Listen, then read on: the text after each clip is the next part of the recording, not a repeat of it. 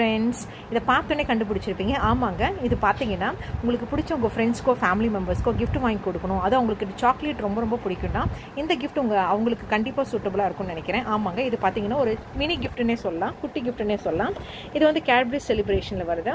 இது பார்த்தீங்கன்னா 50 ருபீஸு, 59.8 கிராம்ஸில் இருக்குது. இதில் பார்த்தீங்கன்னா ஒரு டெய்ரி மில்க்கு, ஒரு 5 ஸ்டாரு, தென் ஒரு ஜெம்ஸ் இருக்குதுன்னு நினைக்கிறேன். இப்போ இது ஓப்பன் பண்ணி பார்க்கலாம் எப்படி இருக்குன்னு.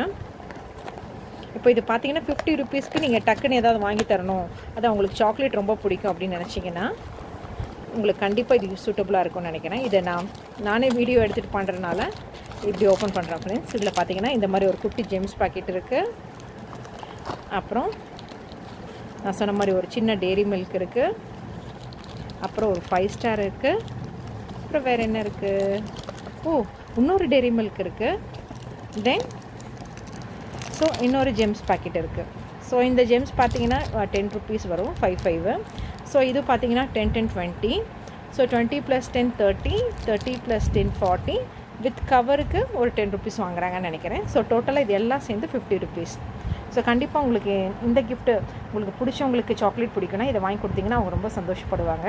இந்த வீடியோ பிடிச்சிருந்தால் மறக்காம இந்த வீடியோக்கு லைக் கொடுங்க ஃப்ரெண்ட்ஸ். தேங்க்யூ.